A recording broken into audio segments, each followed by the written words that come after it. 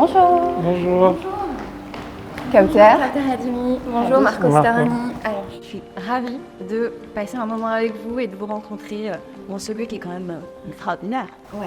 Magique, incroyable. En dehors de l'agitation parisienne et un peu hors du temps, c'est bien de vous connaître, ça vous plaît? Oui. Magnifique. Si on est là ensemble aujourd'hui, si on a ce plaisir-là, en tout cas moi, c'est parce que vous êtes tous les deux lauréats du prix d'encouragement aux jeunes auteurs qui est délivré par la Fondation Delvica, fondation dont le siège est ici. Voilà, et cette fondation, elle est abritée par l'Institut de France. Et moi, Morgane Leroy, je suis la libraire de l'Institut de France. Ravie. Voilà. Je disais, c'est un prix d'encouragement aux jeunes auteurs et tout le monde pourra là considérer et voir bien que vous êtes jeune. En effet, mais pourtant... C'est jusqu'à quel âge? Jeune. Jusqu'au mien, ça me va. Mais vous avez déjà des parcours qui sont très denses. Si vous pouvez peut-être nous dire deux mots comme ça de qui vous êtes, Kauter. Moi, je suis écrivaine. J'ai écrit plusieurs romans. Donc, le dernier est Au vent mauvais. J'ai commencé à publier en 2011. Puis j'ai écrit des nouvelles, du théâtre, des scénarios de films, de séries. Voilà, pas mal de choses. Et je publie au Seuil. Donc, c'est mon 5e roman. Ouais, voilà. Déjà. Et vous, Marco? Moi, je suis chercheur, j'ai une formation de philosophe. Je finis ma thèse en 2018 et après, j'ai enchaîné avec des postdocs. Je suis actuellement en postdoctorat à Bruxelles et je travaille toujours un peu sur l'histoire de la philosophie moderne, mais aussi en histoire des sciences depuis 5 ans maintenant. Et c'est mon premier ouvrage, seul ouvrage pour l'instant. J'ai publié des articles dans des revues spécialisées d'histoire et de philo. Un ouvrage qui est publié aux éditions Honoré Champion. Alors, Kauter, en tout cas, des prix, vous en avez déjà reçu un certain nombre. Le Renaudot des lycées en 2017 pour Nos richesses, le prix France Culture Télérama en 2022 pour Au vent mauvais. Et les prix, c'était drôle pour moi de le constater, ils sont présents dans vos livres. Il y a un de vos personnages qui est libraire, on y reviendra plus tard, mais il tient un journal dans lequel à un moment il dit « Aujourd'hui encore, des clients intéressés uniquement par les derniers prix littéraires. J'ai essayé de leur faire découvrir de nouveaux auteurs, de les inciter à acheter l'envers et l'endroit de Camus, mais totale indifférence. Je parle littérature, ils répondent auteur à succès. » Ouais, c'est Edmond Charlot qui a été un grand éditeur, un grand libraire du XXe siècle en Algérie, qui a été le premier éditeur d'Albert Camus. Et pour l'anecdote, effectivement, il a publié les 2 premiers textes d'Albert Camus et il a mis quelques années pour écouler le stock de quelques centaines d'exemplaires. Ouais, c'est vraiment lui qui a découvert Camus et il a traversé le XXe siècle. Ça a été un éditeur à succès aussi parisien. Il a eu d'ailleurs certains prix littéraires pour ses auteurs. Oui, c'est-à-dire qu'après, il reçoit son discours change un petit peu. Un petit peu, voilà. Mais ça a été, change un petit peu, je ne sais pas, en tout cas il est très content pour ses auteurs, mais c'est quelqu'un qui a toujours mis la littérature au-dessus de tout, et pour qui la littérature, l'amitié, la notion de Méditerranée au sens très large, de littérature comme vraiment un moyen d'élever l'humain. Il disait un homme qui lit en vaut 2. Et pour qui les prix littéraires étaient importants pour le succès de sa maison d'édition. Il en était ravi. Moi, j'ai lu quelques archives de courriers, de télégrammes qu'il envoie à ses auteurs pour leur annoncer qu'ils sont lauréats des grands prix littéraires. Mais pour qui, en tout cas, et je pense que tout le monde sera d'accord avec moi, un livre qui n'a pas de prix, ça ne veut pas dire que ce n'est pas un livre de qualité. Mais alors pour vous, les prix que vous avez eus, ils ont changé quoi? Alors avoir un prix, je pense, quand on est auteur, en tout cas certains prix, si je pense au prix de la vocation qui a été le premier prix que j'ai reçu, ou au Renaudot des lycéens, c'est des prix qui à un moment donné vous montrent que d'autres vous ont lu, que ces autres sont un peu des auteurs qui sont dans des jurys, qui sont des auteurs plus installés, etc. Moi, j'ai vécu le prix de la vocation, par exemple, comme un moment où on ouvrait la porte et on me disait « Ah ben tu fais partie de la famille ». Prix Renaudot des lycéens, c'est un de mes moments vraiment les plus importants dans la vie de l'édition, parce que c'est un prix qui est remis par des lycéens et il y a quelque chose d'assez, je trouve, assez extraordinaire pour moi, toujours de recevoir des prix d'étudiants. C'était le cas pour le prix France Culture Télérama, prix Métis des lycéens, parce que je ne sais pas si j'écris pour ce public-là, j'ai toujours l'impression d'écrire des choses quand même parfois assez difficiles, assez sombres, etc. Et d'être ainsi salué par des jeunes, ouais, ça me fait toujours quelque chose d'important. Et je pense que les prix, c'est un peu ça, c'est qui, à un moment donné, reconnaît une valeur, et c'est plutôt des professionnels, des écrivains ou des lycéens. Donc voilà, je pense que l'intérêt du prix, c'est qui vous le donne, quoi, qui vous l'a remis. C'est qui a envie de vous encourager, de vous accompagner. C'est ça qui, je pense, est intéressant. Littéralement, on vient de vous ouvrir la porte. peut-être particulier. Et quelle belle porte. Donc voilà, et quelle belle porte. Marco, vous m'avez raconté comment vous avez appris que vous étiez lauréat de ce prix. Est-ce que vous pourriez le raconter? Un peu par hasard, dans le sens que je ne savais pas être candidat à ces prix. D'ailleurs, on ne se porte pas candidat pour ce type de prix. Et en fait, il y avait un petit quiproquo. Je venais d'arrêter mon contrat à l'université de Neuchâtel en Suisse et ma boîte mail était fermée. Donc, l'annonce du prix était communiquée sur mon ancienne adresse email.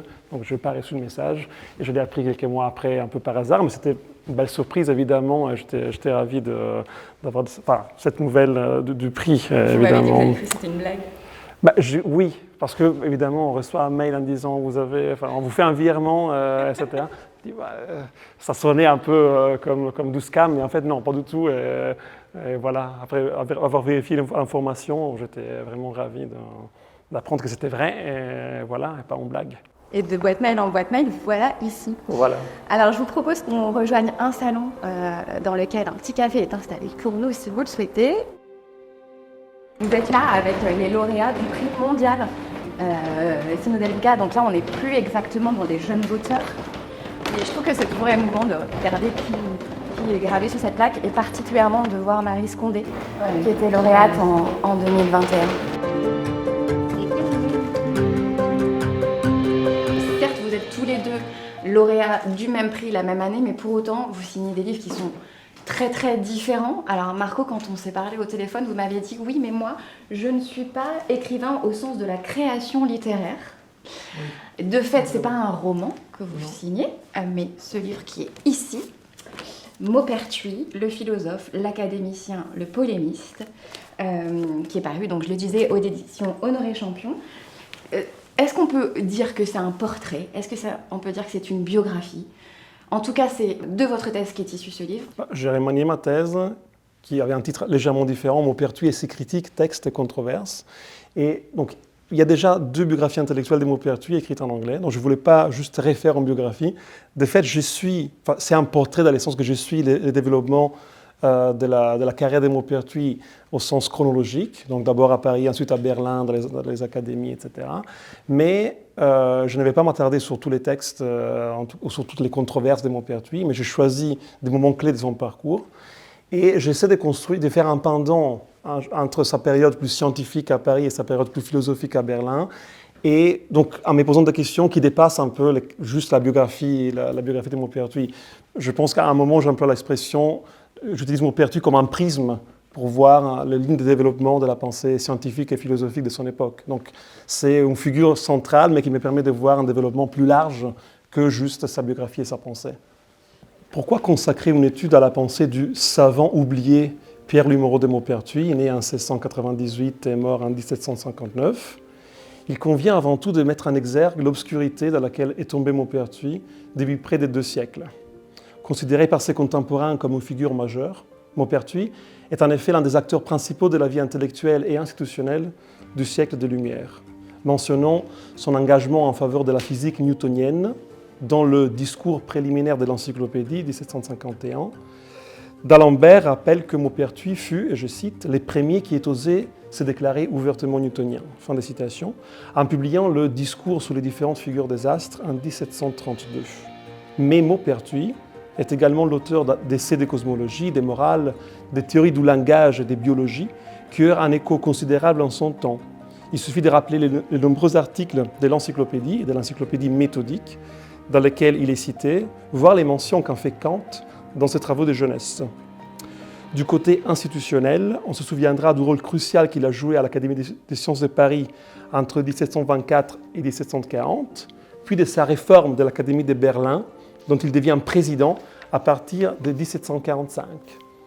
Les rapports étroits que Maupertuis entretint avec les savants de toute l'Europe, de Jean Bernoulli à Euler, de Diderot à Lamétrie, en font l'une des figures les plus représentatives de la communauté intellectuelle de son siècle. Au XIXe siècle, toutefois, l'œuvre scientifique de Maupertuis est éclipsée par celle de ses contemporains dont les travaux en physique et en mathématiques sont considérés comme plus significatifs. Pensons à Bernoulli, à Euler ou à Lagrange. Voilà. Merci. Donc, on voit quand même bien dans votre texte que c'est surtout cette éclipse dont vous parlez à la fin, celle qui a lieu au XIXe siècle, qui vous travaille, à laquelle vous avez envie de remédier. Au-delà de ça, on ne peut pas s'empêcher de penser que voilà, vous êtes italien, vous avez appris le français en autodidacte ici à Paris, vous nous dites qu'aujourd'hui vous faites une thèse à Bruxelles, donc vous avez quand même un parcours comme ça qui est très européen. Ouais. Vous êtes, vous aussi, vous l'avez lu à l'image de Maupertuis, à cheval entre la philosophie, l'histoire des sciences, la technique et tout ça. Il y a quand même, vous ressemblez quand même, Maupertuis et vous. Comment vous vous êtes rencontrés ?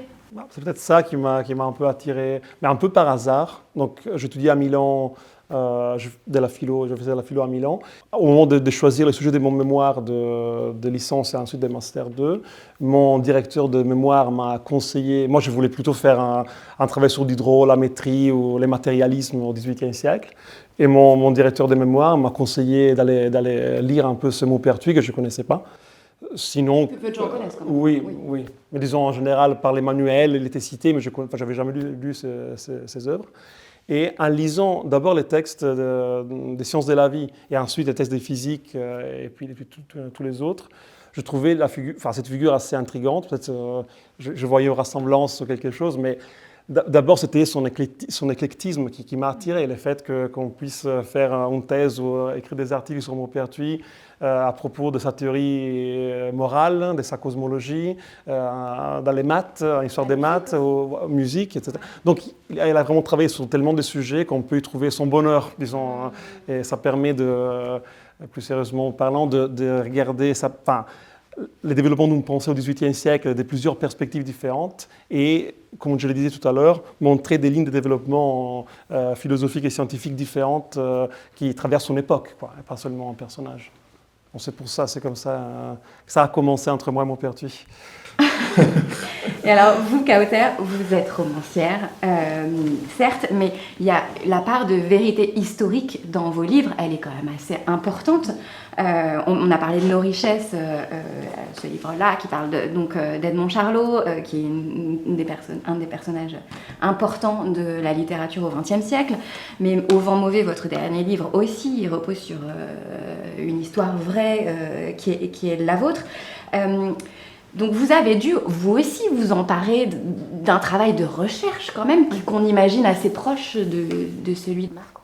Oui, je pense qu'en tout cas, il y a un attrait pour les archives, je pense, qui nous réunirait si on devait trouver en tout cas un point commun.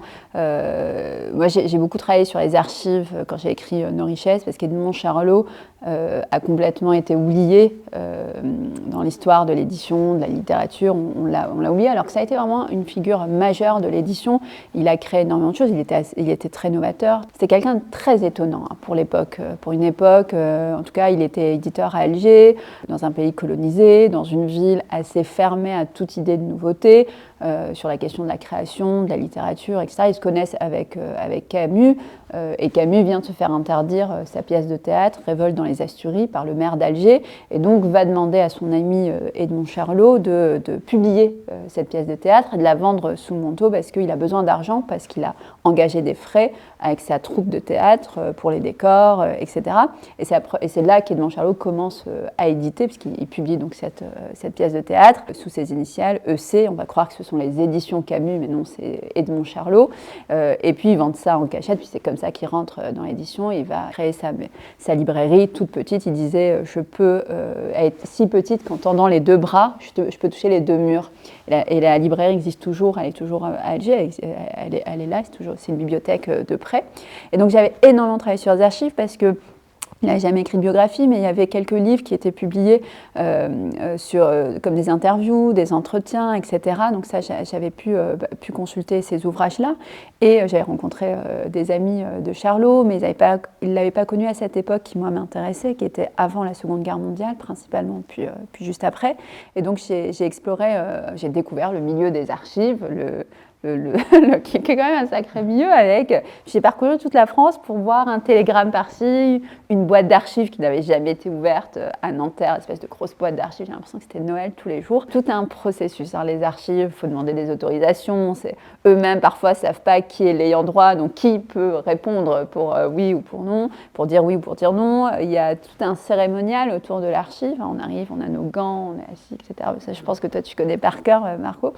Et donc j'avais beaucoup beaucoup aimé ce travail-là d'archives et quand j'ai écrit Au vent mauvais, ça a été aussi porté par des archives parce que je traite notamment d'une partie de la Seconde Guerre mondiale avec cette histoire qui s'est passée à Versailles, puisqu'à Versailles, à la fin des années en 44, fin 44, la ville de Versailles accueille est un grand mot, tolère, serait plus juste, plein de soldats, des centaines de soldats nord-africains qui ont combattu pour la France, pour aider en tout cas la France pendant la Seconde Guerre mondiale, et puis ils sont parqués dans des conditions épouvantables d'hygiène, de tout. Et à Versailles, petit à petit, la tension monte, les Versaillais ne veulent plus d'eux, eux-mêmes voudraient rentrer dans leur pays, et ils sont parqués pendant des mois, ils mangent très mal, ils attrapent des maladies, ils dorment sur de la paille, ils n'ont pas d'eau pour se laver, etc.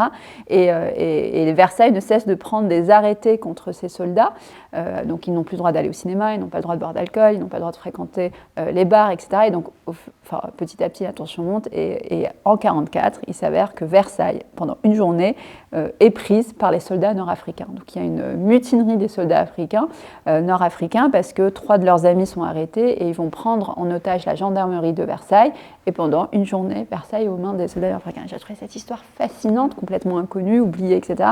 Donc j'avais retravaillé sur les archives, puis je raconte une histoire du XXe siècle, de ce soldat qui se retrouve là, qui va parcourir qui va traverser ce XXe siècle avec ce qu'il comprend, plusieurs guerres, la Seconde Guerre mondiale, la guerre d'Algérie, ensuite la guerre civile en Algérie, et qui va vivre en France, à Rome, en Algérie, etc. Alors ce soldat, il s'appelle Tarek. Ouais. C'est la figure de votre grand-père. C'est en tout cas inspiré de mon grand-père. C'est inspiré de votre grand-père. Et puis il y a Leïla qui est inspirée de ma grand-mère. Le livre est partagé en deux, une partie pour Tarek, une partie pour Leïla. Et en tout cas, leur destin commun, ce qu'on peut dire, c'est qu'à un moment, il est bouleversé par la littérature. Oui, alors même qu'ils ne sont... c'est des personnes qui étaient d'un niveau social très peu favorisé, qui étaient indigènes pendant une grosse partie de leur vie. Ils sont nés pendant la colonisation, ma grand-mère ne savait pas lire et écrire, et il s'avère qu'ils avaient un ami qui, lui, est devenu écrivain, et qui a écrit un premier livre sur eux. Sur eux. Donc là, c'est Tarek qui travaille et qui arrive en France dans les usines pour travailler comme ouvrier.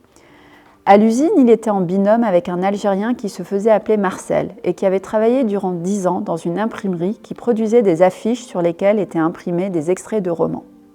L'homme était devenu obsédé par les phrases qu'il avait lues, et notamment par l'une d'entre elles qu'il avait fini par apprendre par cœur. Un homme qui dort tient en cercle autour de lui le fil des heures, l'ordre des années et des mondes. Marcel Proust.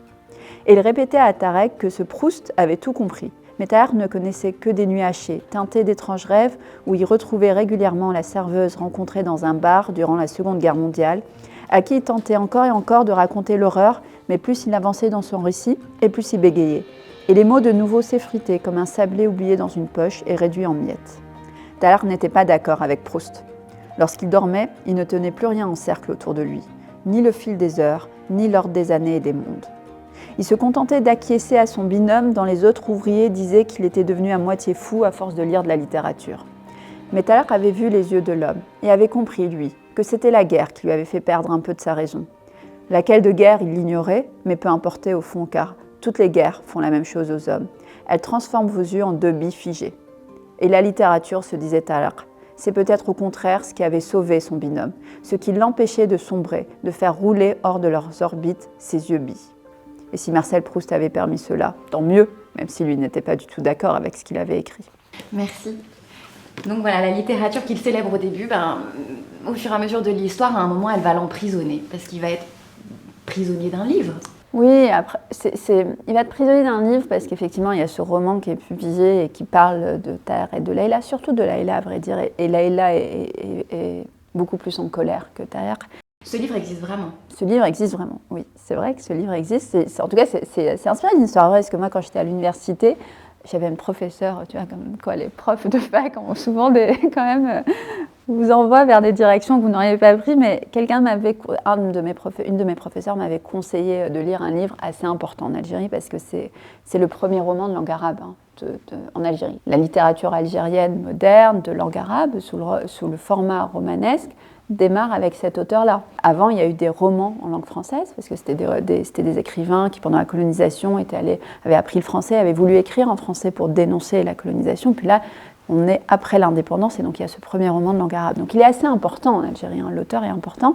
Donc je lis ce roman, je me dis ah mais c'est très étonnant, il se passe dans le village de mes grands-parents, qui est même pas un village, qui est vraiment un hameau qui était à l'époque qui était vraiment minuscule, où il ne s'est jamais rien passé. Moi j'y ai passé énormément de temps et je me dis ah, mais c'est très étonnant quand même, ça se passe là-bas. Enfin, d'un coup je me suis sentie très importante. Oh là, le village de mes grands-parents, on a écrit sur le village de mes grands-parents. Et puis ah mais l'héroïne porte le même prénom que ma grand-mère. Ah, mais il y a un personnage qui porte le même prénom que mon grand-père.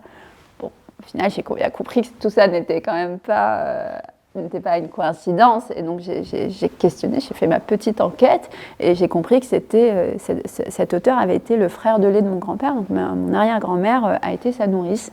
Et donc, oui, c'était inspiré du village, des gens du village. Puis, il avait gardé les mêmes prénoms.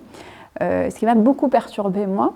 Et puis ça m'avait beaucoup perturbée parce que je ne viens pas d'une famille d'artistes du tout. La guerre et l'indigénat, la colonisation fait que culturellement, moi je viens d'une famille où les études sont très importantes, où ce qui est important c'est de faire beaucoup d'études. Mon père s'est battu toute sa vie pour faire un doctorat et c'était très important pour lui, les études, etc. Les artistes, pour mes parents, ça ne voulait pas dire grand-chose. Au mieux, c'était des anarchistes, au pire, c'était des communistes, quoi. Mais il n'y avait pas...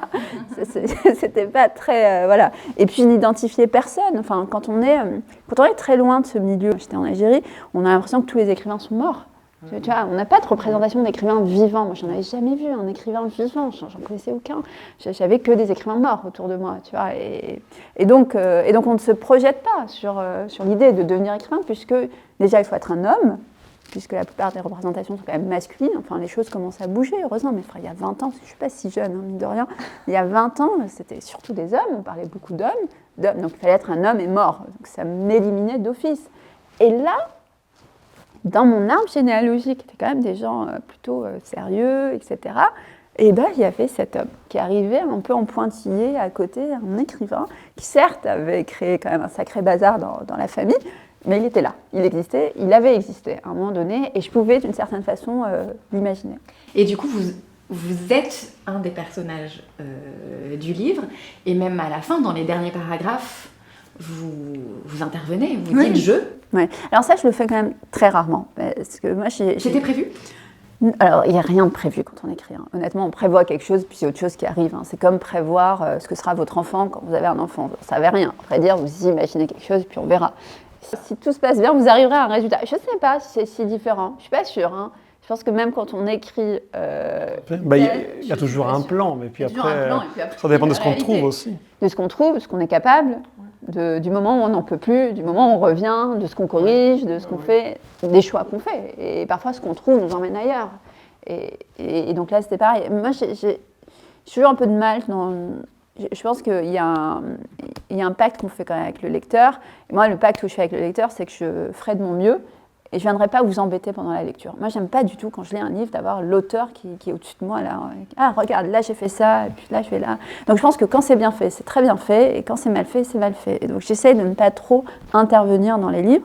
Dans Nos richesses, il y a un moment, il y a le nous. Mais ce nous, c'est pas moi, c'est nous tous. Et c'est un choix. Et c'est un roman qui parle effectivement de quelqu'un qui a existé, mais c'est pas une biographie. Et par ailleurs, c'est aussi un roman qui parlait de la guerre d'Algérie, avec des moments précis de la guerre d'Algérie. Les massacres de 1945 à Sétif, octobre 61 à Paris, etc. Et le fait même d'avoir choisi des moments faisait de moi un écrivain, enfin une écrivaine, et pas un historien ou une historienne. Puisque je choisis certains moments et que j'en élimine d'autres d'office et que je m'approprie cette histoire-là. Donc j'utilisais le nous en ce sens. Au vent mauvais, je voulais à la fin être honnête avec mes lecteurs et dire cette histoire, c'était mon histoire d'une certaine façon. Ça a été l'histoire de mes grands-parents et elle veut dire quelque chose d'assez fort pour moi.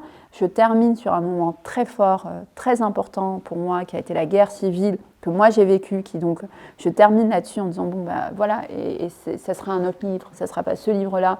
Mais ça se termine sur ça, parce qu'en fait, c'est ça, moi, c'est ça ma guerre. Mes grands-parents ont vécu 3 guerres, mes parents ont vécu 2 guerres, et moi, j'ai vécu celle-ci. Et c'est un peu, au final, un espèce de lien générationnel, ce sera ça. Et voilà. Vous, Marco, vous êtes très, très présent dans le déroulement, l'articulation intellectuelle du livre. Vous êtes là quasiment à chaque paragraphe. Ouais. Et vous dites « nous ».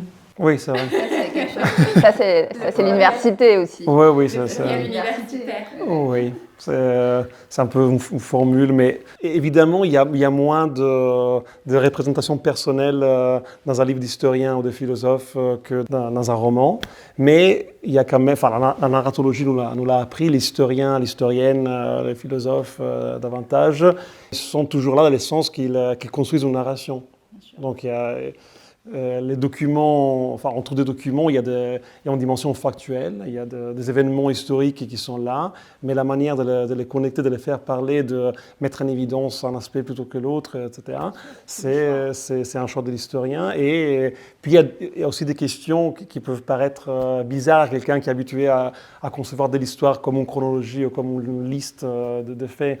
Il faut trouver, par exemple, la rationalité dans les récits historiens. Un grand effort que j'ai essayé de faire dans ma thèse et puis ensuite dans l'ouvrage, c'était de donner une symétrie à mon récit. Donc j'essaie de trouver des pendants entre les deux périodes de l'activité de Maupertuis et de trouver des spécularités, ce qui peut forcer, selon certaines sources, ou négliger certains textes qui sont importants. Et ça, c'était des questions que je me suis posées jusqu'à la deuxième épreuve que j'ai reçue de la maison d'édition. Si il ne fallait pas ajouter un chapitre pour parler de toute la partie biologique de sa pensée, sur laquelle j'ai travaillé par ailleurs, mais j'ai décidé de laisser ça complètement de côté parce que je construisais un récit et ça ne rentrait pas dans la rationalité de mon récit, qui est un récit parmi d'autres possibles, évidemment. Ce n'est pas juste l'histoire avec un H majuscule, c'est mon histoire, ma narration. Moi, je vais juste revenir au prix, donc le prix d'encouragement à de jeunes écrivains qui vous a été remis, parce que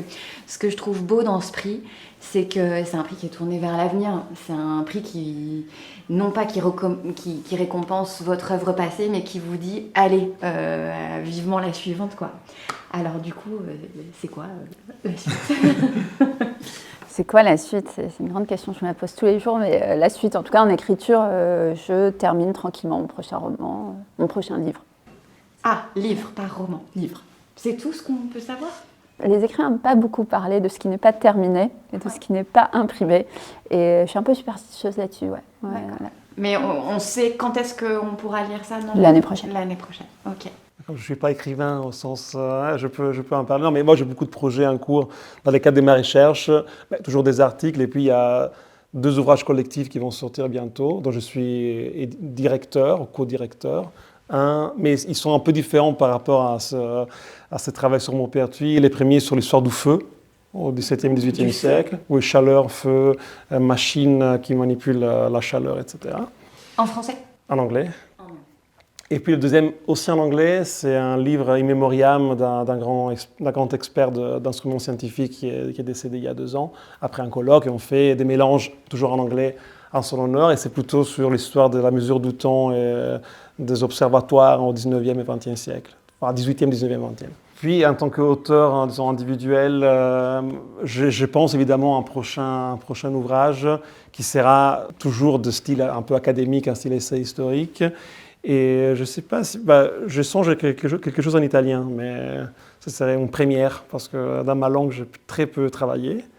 Mais pourquoi pas, je me dis, ce serait bien aussi pour entrer un peu dans ma culture, dans les débats académiques italiens.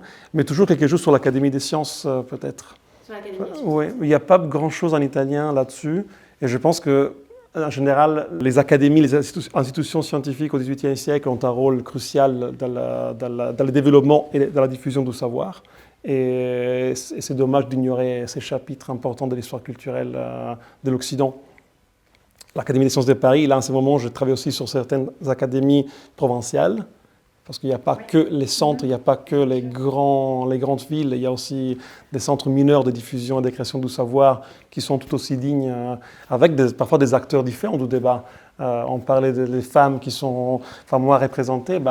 Un grand effort de l'histoire des sciences et de la philosophie actuelle est d'aller voir justement un peu en dehors du circuit masculin centraliste des grandes institutions et d'aller voir ailleurs. Là où il y a aussi d'autres acteurs qui ont été exclus de l'histoire des sciences et de la philo, mais qui sont importants parce que eux aussi, elles aussi, produisent du savoir et écrivent et pensent. Il n'y a pas que les hommes au centre-ville de Paris qui pensent. On est bien d'accord. Bon, voilà. Merci beaucoup. Merci Marco, merci Kauta. Juste avant de partir de cet endroit incroyable, si vous pouviez laisser une trace en signant vos livres et le livre d'or.